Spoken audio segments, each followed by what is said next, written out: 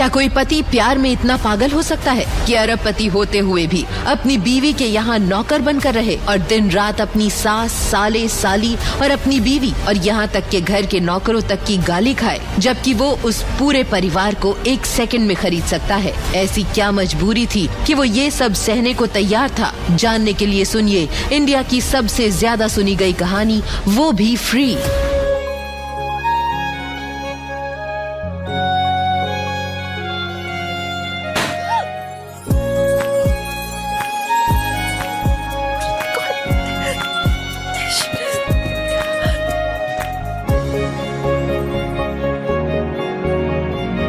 अगर तुम मेरे पति नहीं होते ना, तुम्हें काट के किसी नाली में फेंक देती। मेरे दोस्त के पति उनको डायमंड रिंग देते, आईफोन देते, और तुम मुझे 10 रुपए के फूल दे रहे हो। तुमको पति बोलने में भी शर्म आती है मुझे।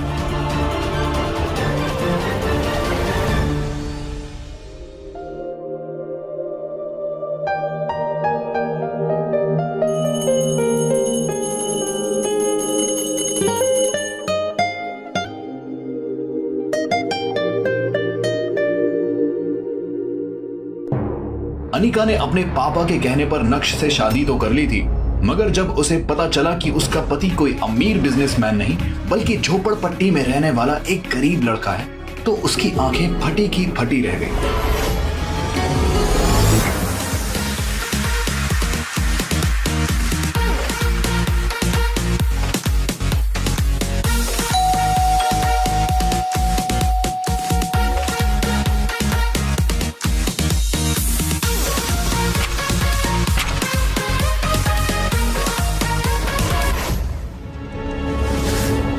फिर अनिका ने यह शर्त रखी थी कि घर से बाहर किसी को पता न चले कि नक्श उसका पति है।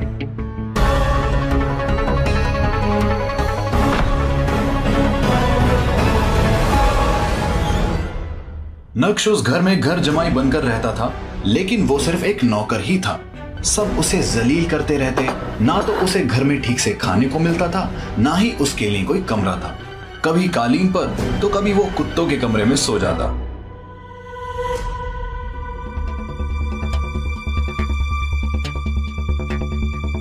अनिका ने अपने दोस्तों को बता रखा था कि उसकी शादी विदेश जाकर हुई है और उसका पति लंदन में एक बड़ा बिजनेसमैन है। लेकिन जब अनिका के दोस्त उसे अपने हस्बैंड्स के दिए हुए महंगे महंगे गिफ्ट्स दिखाते तो वो जल भुनकर राख हो जाती। वैलेंटाइन आने वाला था और नक्श अनिका के लिए रेड रोज लाया था, जो उसने लेने से मना कर दिया और चिल्लाते हुए बोली, तुम्हारे पास 2 दिन का वक्त है। वैलेंटाइन में मुझे एक महंगा गिफ्ट चाहिए जिसकी कीमत कम से कम 1 लाख रुपए हो। और अगर नहीं ला सके ना तो किसी ट्रेन के सामने खड़े होकर मर जाना, कम से कम तुमसे पीछा तो छूटेगा। अनिका, आज तक इतने सारे पैसे एक साथ कभी देखे तक नहीं। मैं तुम्हें इतना महंगा गिफ्ट कहां से लाके दूंगा? मुझसे शादी करने से पहले सोचना चाहिए था ना। एक मर्द होकर अपनी बीवी की एक डिमांड पूरी नहीं कर सकते। छी।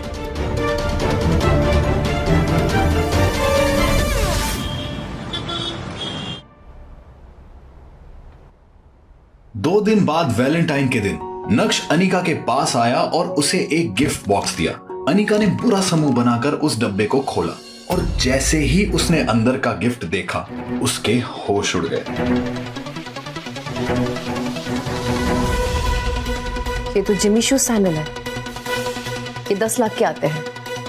तुम कहां से लाए? वो मैं दरअसल ये ओरिजिनल नहीं है, बल्कि उस महंगी वाली सैंडल की कॉपी है। ये यही मार्केट से खरीदी मैंने। ये नकली है। अनिका ने बुरा सा मुंह बनाकर उन सैंडल्स को अपने कमरे में रख दिया, पर सैंडल्स की क्वालिटी देखकर अनिका को नक्श पर थोड़ा सा शक हुआ, क्योंकि वो सैंडल्स एकदम ओरिजिनल लग रहे थे।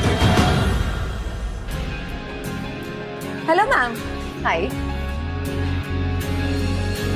मैम, आप मिस्टर भानुशाली जी की दोस्त हैं? मिस्टर भानुशाली इंडस्ट्रीज के मालिक? उन्हें तो किसी ने देखा भी नहीं है एंड बड़े बड़े लोग उनसे बात तक नहीं कर सकते। आई एम सॉरी, मैं उन्हें नहीं जानती, बट आपने ऐसा क्यों पूछा? मैम ले आए? या श्योर। मैम, आपके हाथ में जो ये बॉक्स है, ये जिमी शू सैंडल्स का है एंड ये स्पेशल एडिशन है। मैम ये जो डिजाइन है, ये जो कट है एंड ये जो लोगो है, इसका नकली बनना इम्पॉसिबल है। इंडिया में कल ही ये दूसरा पीस बिका है जो मिस्टर भानुशाली जी ने लिया है। क्या नक्श ही है मिस्टर भानुशाली या नक्श ने चुराए हैं ये सैंडल्स? कहां से आए ये लाखों के सैंडल्स बेरोजगार नक्श के पास? क्या है नक्श की असलियत? अगर वो इतना अमीर है तो क्यों रहता है अपनी ससुराल में घर जमाई बनकर? ये सब कुछ अब अनिका के दिमाग में चल रहा था, पर उसे विश्वास था कि कुछ ना कुछ जुगाड़ करके नक्श ये सैंडल्स उसके लिए लाया होगा। कुछ दिन बाद अनिका उस सैंडल्स को भूल गई। एक सुबह नक्श घर के लिए सब्जी लेने बाहर गया था। तभी अनिका जल्दी रेडी होकर घर के हॉल में आ गई और गुस्से से चिल्लाने लगी, नक्श, नक्श, मम्मी नक्श कहाँ है? ये आदमी हमेशा काम के समय गायब हो जाता है। आज ही मैं सोच रही थी इसे अपने साथ ऑफिस ले चलूं, आज तो घर पे ही नहीं है। कहाँ थे तुम नक्श?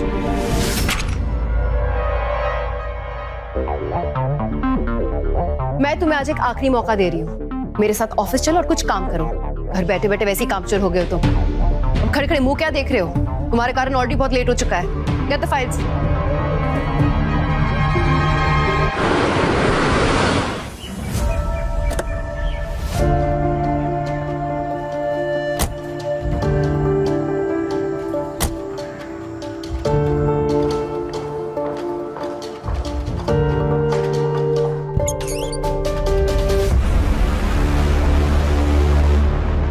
यार अनिका कहाँ रह गई थी?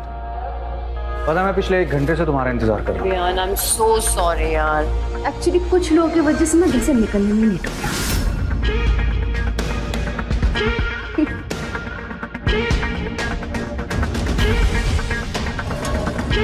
ये देखो अनिका, तुम्हारे लिए भव्य साची से लहंगा लेकर आया हूँ।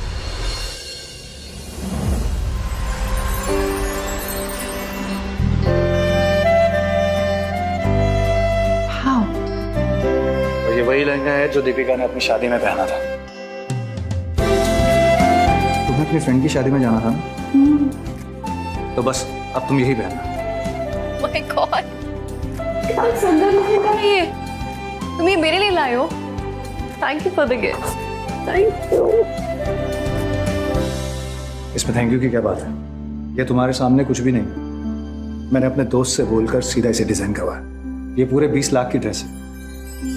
20 लाख? तुम्हें पता है यही लहंगा चाहिए था। अब देखना पूरी शादी में मेरी चर्चा होगी कि अनिका ने भावे साची का लहंगा पहना था, बिल्कुल सेलिब्रिटीज की तरह। सही कहा तुमने, और वैसे भी तुम किसी सेलिब्रिटी से कम हो क्या? विहान अनिका को इम्प्रेस करने की पूरी कोशिश कर रहा था।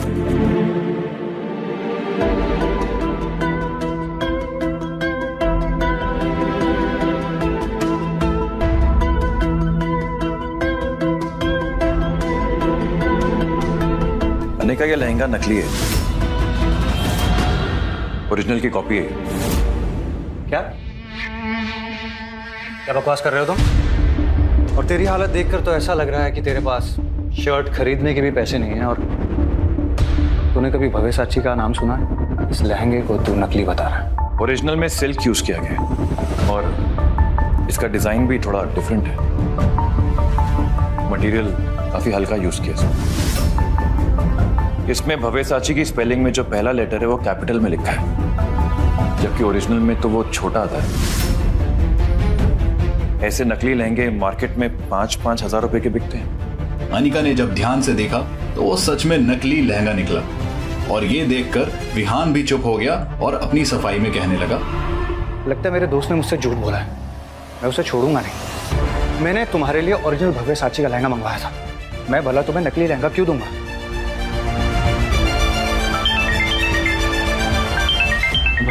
अच्छा मैं चलता हूँ, मुझे कुछ काम है।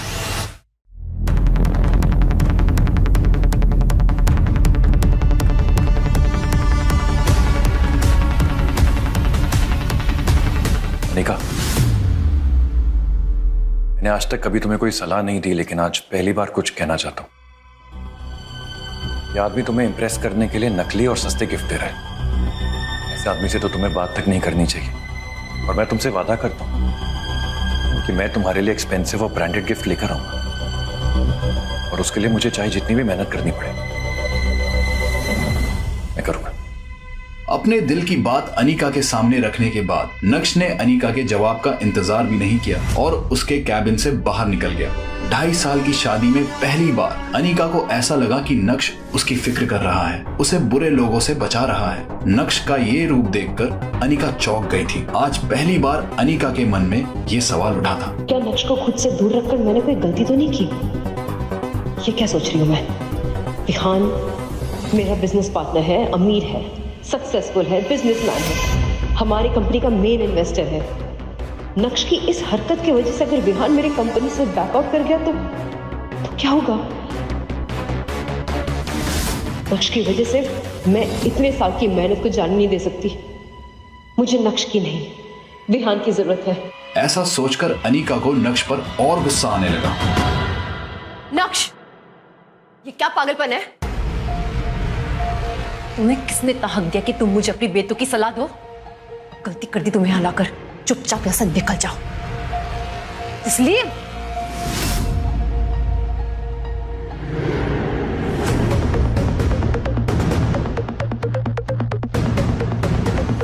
रुक, ज्यादा कहाँ है?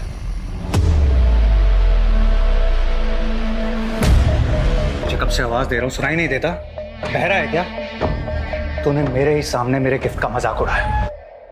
अगर तू खुद को भी बेच देगा ना, ऐसा गिफ्ट खरीद नहीं पाएगा। और दूसरी बात, तुझे तेरी औकात पता होनी चाहिए।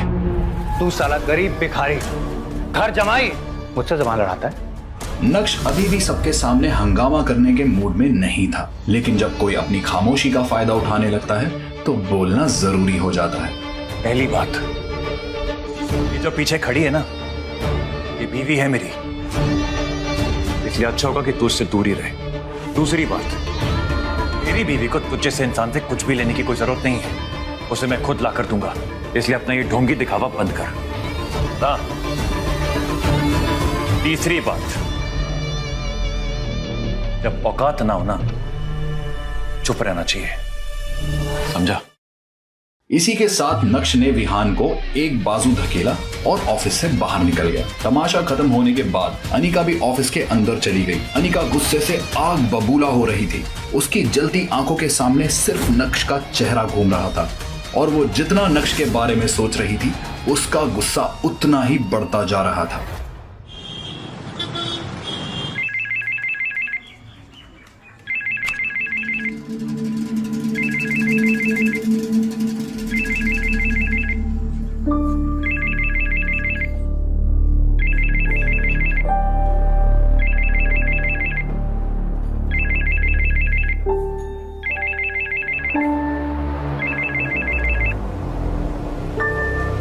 अभी के फोन का वेट कर रहा था।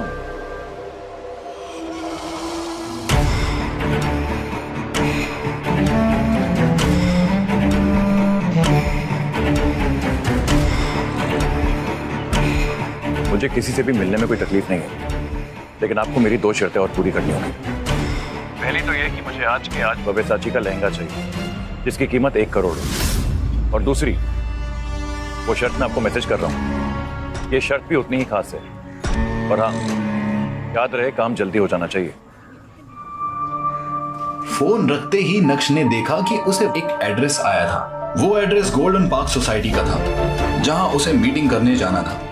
गोल्डन पार्क सोसाइटी सूरत की ही नहीं, बल्कि गुजरात की सबसे लग्जूरियस सोसाइटीज में से एक थी। लेकिन नक्श किससे मिलने जा रहा है, इस बात की उसे कोई जानकारी नहीं थी। बॉस चलोगे? बॉस? हाँ? गोल्डन पार्क सोसाइटी चलोगे? अरे गोल्डन पार्क सोसाइटी? हाँ? अब नक्श है इंस्टा एम्पायर वाली। क्या आपको पता नहीं है? इंस्टा एम्पायर का हीरो है नक्श, वो भी गोल्डन पार्क सोसाइटी जा रहा है। पता है, उसने सबके सामने विहान की असलियत बता दी। अब विहान दोबारा नक्श से नहीं भिड़ेगा। ये तुम्हें कैसे पता? पॉकेट एफएम पर सुना। 1 मिनट, ये जबरदस्त कहानियां सुनने को मिलता है यहाँ। आप सुनते हैं? जरूर सुननी चाहिए, फ्री है। अब अभी ऐप डाउनलोड कर लीजिए। प्लीज। लगता है मैंने कुछ ज्यादा ही बोल दिया। आइए बैठिए, चलिए आपको छोड़ देता हूँ गोल्डन पार्क सोसाइटी। उस सोसाइटी में सूरत के ही नहीं बल्कि गुजरात के सबसे अमीर लोग रहते थे। शहर के अमीर लोग वहां आया जाया करते थे। नक्श जैसे ही अंदर जाने के लिए आगे बढ़ा तो उसके पुराने कपड़े और पैर में चप्पल देखकर सिक्योरिटी गार्ड ने उसे गेट के बाहर ही रोक दिया। ए भिखारी, अंदर क्या घुसा चला जा रहा है? मेरी मीटिंग है अंदर, मैं मीटिंग के लिए जा रहा हूँ। अबे साले, झूठ बोलने से पहले ये तो देख लेता कि तेरी हालत क्या हो रखी है। ये गोल्डन पार्क सोसाइटी है, यहाँ पे शहर के लोग बड़ी बड़ी गाड़ियों से आते हैं। और तू भिखारी, तू अंदर भीख मांगने जा रहा था ना? मैं अच्छे से जानता हूँ तुम जैसे लोगों को। चल भाग यहाँ से। तो भाई मेरी सच में अंदर एक मीटिंग है, मैं मीटिंग के लिए जा रहा हूँ। अरे मना किया ना, चल भाग यहाँ से। एक काम करो, तुम मेरे साथ चलो। अरे मैं मना कर रहा हूँ ना, यहाँ कुछ देखो भाई। अरे काम करो। मैं कह रहा हूँ ना, नहीं जा सकते। मैं तुम्हें खुद मिलवा देता हूं। अरे तुम नहीं जा सकते। जाएंगे अंदर। अरे जा यहाँ से, समझे? चल। ऐसा कहकर गार्ड ने नक्श को जोर से धक्का दे दिया, जिससे नक्श वहीं सड़क पर गिर गया और एक महंगी कार के सामने आ गया। उस कार ने तेजी से ब्रेक लगाए और नक्श गाड़ी के नीचे आने से बच गया। वो कार किसी और की नहीं बल्कि गोल्डन पार्क सोसाइटी के मालिक मिस्टर खन्ना की थी। उन्हें सब रियल एस्टेट किंग कहा करते थे। पूरे गुजरात में बड़ी बड़ी बिल्डिंग्स और सोसाइटी उन्होंने ही बनाई थी। जैसे ही कार में बैठे मिस्टर खन्ना ने ये सब देखा तो वो उतर कर आए और गार्ड पर चिल्लाने लगे। हम सर, ये सब कुछ क्या हो रहा है यहाँ पर सोसाइटी गेट पे? पता है ना, इससे सोसाइटी की रेपुटेशन खराब होती है, मालूम है ना? देखिए ना सर, ये भिखारी अंदर घुसने की कोशिश कर रहा है, मना कर रहा हूं तो मान नहीं रहा है। कह रहा है अंदर मीटिंग है। अरे मीटिंग है।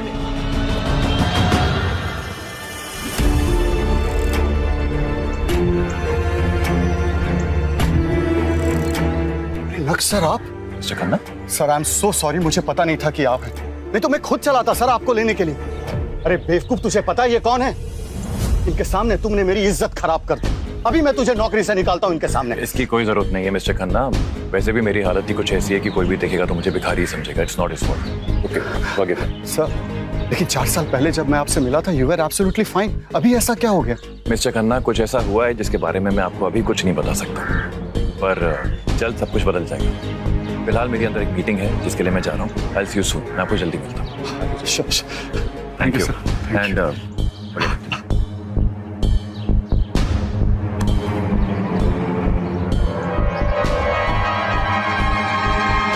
ये खन्ना साहब इस भिखारी के सामने गिड़गिड़ा क्यों रहे थे?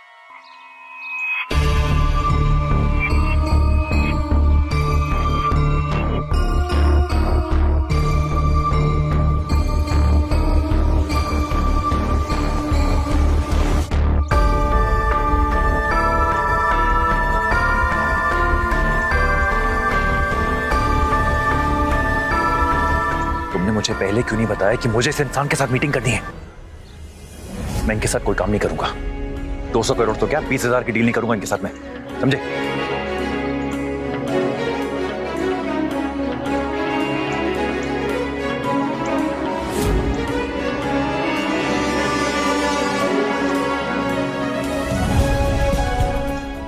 कौन था ये इंसान जिससे डरकर छुप रहा था नक्श?